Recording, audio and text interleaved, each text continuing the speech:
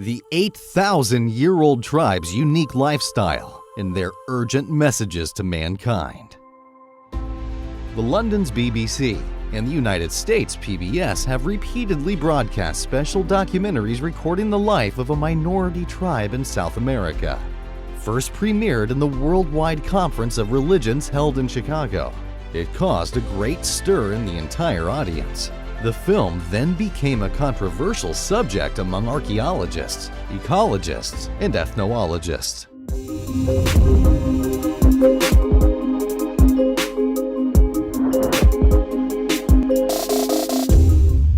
Colombia is a country located in the southern part of the Americas. Much of its territory is covered in unexplored dense forests.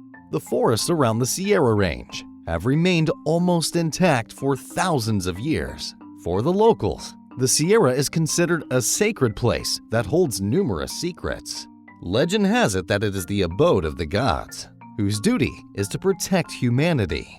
The top of the mountain is always covered with clouds. The weather is humid all year round, so the trees grow entangled, and it is difficult for anyone to get there by crossing the forest. In 1974, a pilot flew into the northeast of the Sierra and discovered a huge pyramid in the middle of the forest. The discovery has inspired many archaeological teams to come here to study. And nearby, there was a tribe of minorities called the Kogi. Archaeologists hypothesized that the Kogi are descendants of the people who built the pyramids. The Kogi people lived in isolation on top of the Sierra. Very few people knew about them. While other tribes traded and exchanged goods with townspeople, the Kogi were very cautious and discreet, not contacting anyone or interacting with only a few neighboring tribes. One day, journalist Alan Herrera of BBC in Colombia received news that the Kogi tribe agreed to be interviewed on the condition that he had to attend the World Congress of Religions held in Chicago in September 1993 and publish a message from them. Journalist Alan Herrera wrote, "This is a special event. Why, after years of solitariness, they suddenly agreed to be interviewed and filmed? What do they have in mind?" Fortunately, although the Kogi people have little contact with others, we have found a person from the nearby tribe who spoke Kogi to interpret. The group of journalists, consisting of 6 people, 2 reporters, a medical staff, and 3 cameramen, set out in early 1993. To get there, they must pass through a very deep abyss with only a simple suspension bridge. After many days of climbing and wading streams, they finally reached the land of the Kogi. Forewarned, a Kogi delegation came out to greet them. Unlike other ethnic minorities in the area, who often wear little clothes, all Kogi people wear white woven clothes with sleeves like butterfly wings. One peculiar thing is that despite living in a condition that can be called lack of hygiene standards, medical professionals did not find any signs of infection or disease. Their teeth were perfectly strong. Even the symptoms of tooth decay, which commonly appeared in other tribes, were not present here. Moreover, if living to adulthood, the Kogi people have a long life expectancy. Their average lifespan is about 100 or more. One elder said, "In our opinion, living in harmony with nature would leave no room for disease. Man and nature exist in a close-knit relationship. When nature is destroyed, people will certainly be affected, so people should know how to find the right environment to live." The Kogi live off farming and picking fruit in the forest, a very primitive way of life. Their cultivation method is also very simple. They used a sharp stick to dig in the ground, put a few peas in it, and then cover it up. Planting or sowing seeds is reserved for women because women are more skillful than men. An elder said, "We still know that there are other farming and cultivation methods that can stimulate crops to grow a lot, but we don't need more. Each family only eats 3 meals a day. Having too much will create unnecessary trouble and make people more greedy. Nature has taken care of it all. All we have to do is live accordingly. Look around you. Birds don't sow seeds, but has nature ever let them starve? The same goes with other wild animals, none of which lack food. So why do humans have to worry about storing foods and increasing harvest? Having excess disturbs the order of nature. Having more than one needs is to take away the part of another person or living being, and thus violate a fundamental law of nature and the inherent tradition of the Kogi people. You should know that the Kogi live with just enough, have absolutely nothing to spare, and therefore there are no robbers or vices like other tribes. The Kogi do not eat fish. They don't hunt or have weapons. They practice a tradition to not kill any living thing regardless of their size. This was a baffling thing to many anthropologists and sociologists. Perhaps for that reason, during the filming, the BBC employees saw a lot of deer, hares, and foxes casually walking around the village without fear. The Kogi studied plants with medicinal properties very carefully. They said that they could live by sucking on only a few leaves. Their long lifespan may be the result of their vegetarian diet. An elder taught a young man how to eat as follows. When eating, you must chew it slowly. Slowly. Be aware of it little by little, and be absolutely focused on eating, not thinking about anything else. How to eat and master taste is the first lesson of their education. This was passed down from generation to generation through word of mouth. Moreover, when young boys were about 21, they were sent to study with the elders in huts or in a rock cave. Here, they have to sit still, facing the wall for 7 to 9 years. They simply chewed on a few leaves, drank some water, and focused on what was being taught. Every day at a certain time, the elders would step in and give them something to reflect. Journalist Iera recorded the teaching in a cave as follows. The young man sat facing the wall. The elder came in and sat in the back, observing the young man for a while, and then handed the lime tube to the young man. He said, "Turn the tube slowly, aware of every action, and know that everything in nature is always changing like a pipe in a man's hand. You must know that life is as precious as lime in a tube. You must value your life, as well as all living things, all of whom are here for a definite meaning, and not by chance."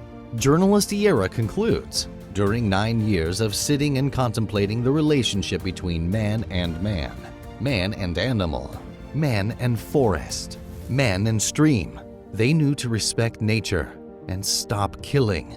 They know the sense of life abounds in nature, from mountain peaks to tiny insects, from the first rains pouring down fresh streams to the fragrant flowers and strange herbs growing in the valley. Their minds are filled with wonderful images of nature through the music of birds, the fragrance of flowers and plants, resonating with the changes of the weather. Surely, this must lead to a person who is very deeply aware of himself and the relationship between himself and the things around him. Most elders spend many hours each day sitting quietly in communication with nature because for them, meditation is the main purpose of life. None can live without a sense of self. One elder said, "The universe is a great mirror, reflecting everything that happens in it. Knowing how to resonate with the universe is knowing how to contemplate the mirror. So one doesn't have to go so far to know the essentials." Sitting for 9 years in a rock cave is not just sitting there chewing a few leaves or thinking of a few sentences, but requires people to make efforts to learn about themselves, because knowing oneself is knowing the universe, and knowing the universe helps understand the laws of nature. For the Kogi, death is also very simple. When feeling it is time to leave, an old person often finds a deep rock cave and sits there waiting to die. They don't do funerals. Families don't mourn like other tribes. They think it's a normal thing, nothing to worry about. Another special feature of the Kogi is that they do not have a religion and worship gods or totems like other tribes. Urgent message to the world. Iera mentioned the pyramids. and the abandoned city to the Kogi elders, but they shook their heads and refused to reveal anything about the history of that city, even though they claimed to be descendants of that city's creators. They said, "Why do you care about these strange symbols in those stone maps? You will not be able to understand those hidden meanings while your mind is in turmoil." The young, immature, and unknowing souls often just curiously chase after exotic and wonderful things outside, without knowing how to look within to understand themselves. Only when you know yourself will you know what the pyramids were built for and what the stones indicate. In the past, our ancestors knew these things well, but when people became greedy, selfish, killed, and ate meat, fish, and destroyed the order of nature, our ancestors know that nothing can be done to rectify the situation. They decided to retreat into the deep forest, waiting for others to learn the lessons they had to learn from the mistakes they made. But unfortunately, for a long time, it seems that few people have learned something. After 3 days of recording and filming, that evening, everyone gathered in the main house and listened to an elder declaring the message to the world. It was an old man with good health and intact teeth. People thought that the old man was only about 60, but he lived for over 100 years. The elder said, "We discussed very carefully what we wanted to say. We want to send a message to the children of the human family. We say it with our hearts, the most sincere words that currently humans are about to enter a great tribulation that has never happened before. First, humans need to know that we are all brothers and sisters, children of the same mother, even though we have different skin colors, wear different clothes, have different traditions, follow different notions, and live in different conditions. They are just exteriors. Inside, we are no different. When we are hungry, we are all equally hungry. When we are thirsty, we are all equally thirsty.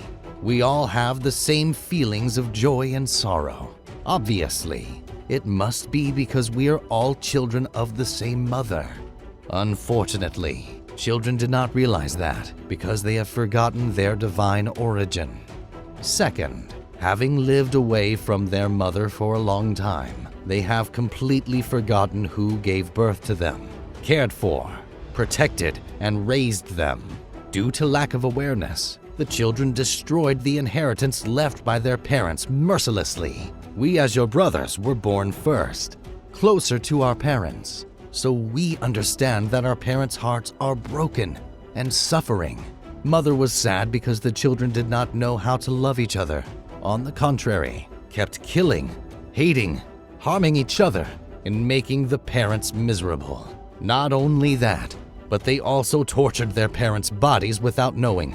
We just want to advise you to stop, observe, and be aware of what you are doing now, because killing the one who gave birth to you is killing yourself.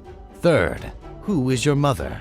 It is the earth. Mother's soul is in the sea, and mother's heart is the high mountains all around the world. Children burning forests, destroying mountains, and pouring dirty things into the sea are trampling on mother's body.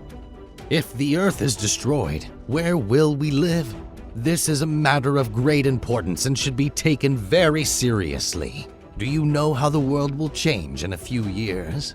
It won't look very bright if you continue to destroy it without knowing how to maintain the living environment. How can we tell you that the universe has immense, unbreakable laws? Our hearts were broken as we saw the earth dried up. All life was in danger, and the doomsday was coming in an instant. Therefore, we want to make an urgent appeal. Wake up! Stop these destructive things immediately, or it will be too late. All over the world, people talk about rising temperatures, mountain removal, and the consequences of industrial pollution. It was predicted that within a few years, the world would be malnourished. There would be famines everywhere, and the nations that mastered food security would be the most powerful. The world today is entering a historical turning point in which the environment conditions will play a vital role. When the BBC's delegation left the Sierras in February 1993, the Kogi kindly said, "Please take this message out to the outside world to let humanity know that the situation is real. It is coming soon. If they won't wake up now, then when?" What do you think about the urgent message of Kogi people? Leave your comment below. Thank you for watching. Goodbye, and see you next time.